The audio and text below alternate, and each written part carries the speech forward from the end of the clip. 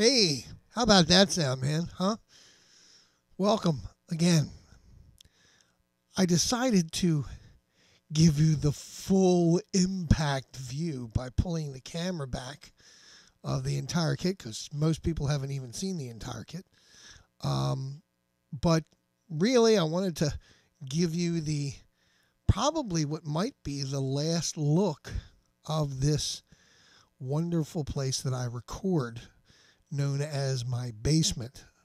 I kind of feel like Wayne's World in here sometimes because it's not the prettiest of places, but it does get my practicing chops up pretty good and my video chops going.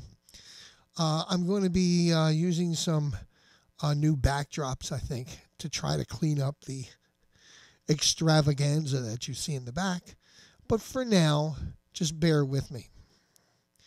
This lesson, this discussion, is something that is totally different than anything that I've ever done, that I wished my teachers had done for me all along, to let me know not necessarily about drumming, but about being a musician and the music industry.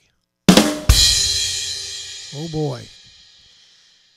This discussion is going to be about what I call ethics and general rules of thumb and aesthetics, because you take pride in doing what you're doing. In any job that you do, you try to take pride in doing what you're doing. And there's nothing different about being a musician.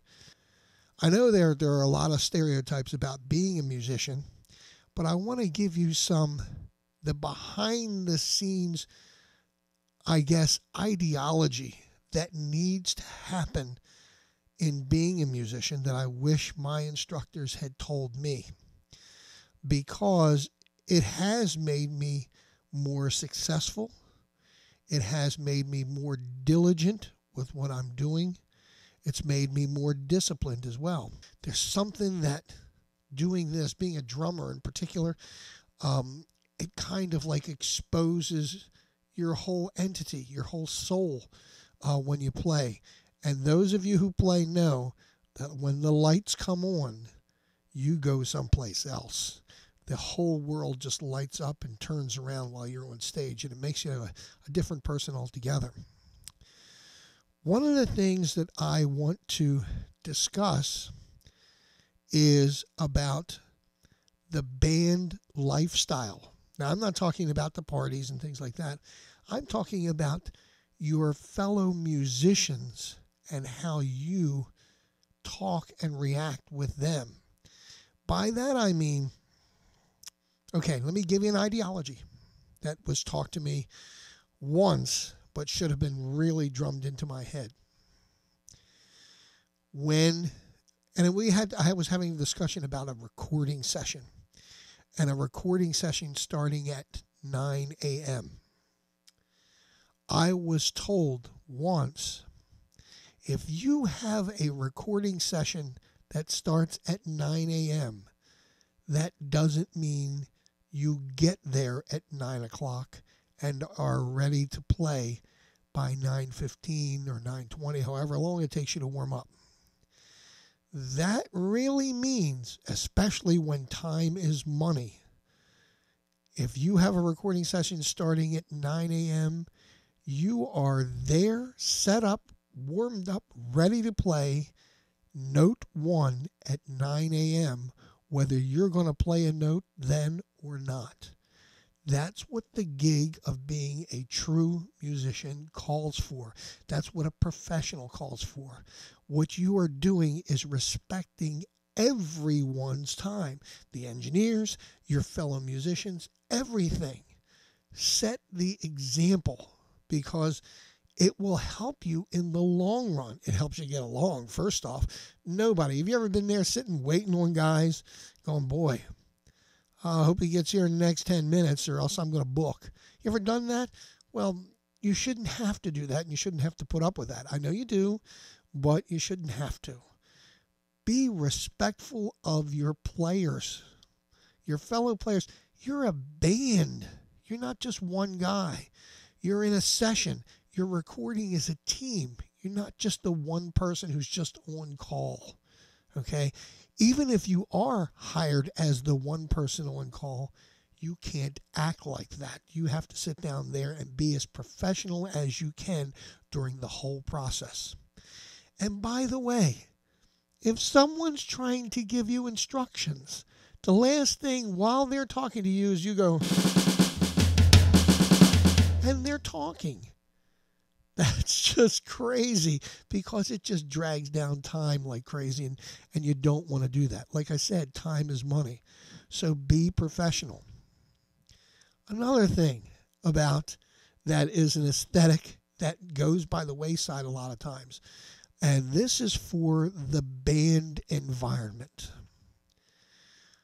Lots of bands in the day used to carry big trucks loaded with gear. I know I was in 2 of them and had the most gear that I ever thought. I thought I was a moving company at one time. You know, you're a drummer. You've got your gear. Guitar players, keyboard players, they all got their gear. Guess what? It's the band's gear that you're moving. You don't just move your own stuff. You don't just set up your own stuff. You get in together and you get out together. Help your fellow players out and they will help you. It's a necessity nowadays with all the, well, especially for me, I have to tell you, this kit, you know, I thought I bought a set of electronics I was going to be setting up really, really quick because I'd have a rack and I had all these pads and there's no big hardware to move around. And I find out I'm the last one to set up again simply because I got a gazillion wires to hook up for this contraption. Well, I mean, even with that, the band is only going to be set up as fast as the last guy. Why not help everyone out? Card it all in, card it all out. Act like you're a fellow team player when you're doing these things because that's what it's going to take. After all, you're on stage as a team. Why not act like a team on and off the stage? That's what the professionals are doing. And granted, in the real big world, all you do is just come in and sit down and play, and you got a tech that sits down there and sets it up for you, and you got the sound engineers and the lighting guys, and they're doing all that. Well, if you're in that kind of arena, you really don't have to worry about a lot. Well, in most of these smaller bands arenas, you do. Lights, stage, wiring, all that stuff. Be conscious of what you're setting up, where you're setting up, and how you're setting up so that everyone can get along. Not just you, not just the front man or anything like that. It's a necessity. And what it does is it breeds good faith between musicians. I know you've seen the guys who just walk in carrying, one piece of equipment and go, okay, I'm ready to go. Really, doesn't that make you aggravated? Yes, especially if you're like this. How many times have drummers ever said, man, I wish I was a flute player? You know, because I have to tell you, that little case walking in there, I'd be ready to go. That would be great. But that's not necessarily the case. Act like we're doing this together, and you will get along better with all of your fellow musicians. Another thing that is important, and I have to tell you, I found this out in a book that changed my life, my musical life, and my musical thinking, called The Platinum Rainbow, How to Make It in the Music Business. If you really want to know what it's like in the music business, pretty much read that book. It will shake you a little, and it'll also bring you into reality. But moreover, what it does is it really gets your adrenaline going and a direction going. The Platinum Rainbow, to me, made me go out and find out about the business end of being a musician. There is a business end. This stuff costs money. There's a lifestyle that you're going to lead if you go out on the road. There are expenses. There's all kinds of things that you need to find out about. How many times have you gone in and said, you thought you were going in for a gig for $100, and all of a sudden you're getting $60 and you go, wait a minute, what happened? Oh, the commissions all came out. You don't want to be surprised by anything.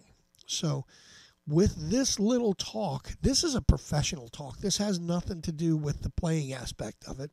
Although, hey, did you kind of like the sound of the kit? I had, this was my bottom kit, and I really kind of like what was going on with it, but I was really not happy with the bass drum enough. I didn't think it had enough, whatever you want to call that. So I decided to ramp up the bass drum a little bit. How about this for a little bit?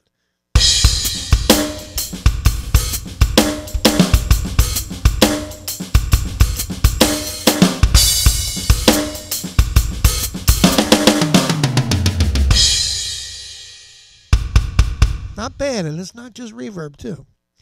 So let's end this. I don't want to get maudlin about it, but I wanted to record this especially, not necessarily for my students, not necessarily for the old guys that I went to, played with that all know about this kind of stuff, but more importantly about the guys who are thinking about getting into a business like this. I tell all my students, be as professional as possible. Don't get up on stage like you just walked off the street, that kind of stuff. I tell all my students that, because if you really want to make a wonderful lifestyle for yourself, which music is, I think you need to think a little bit more about the things in the background instead of just the stuff up on stage. Talk to you next time.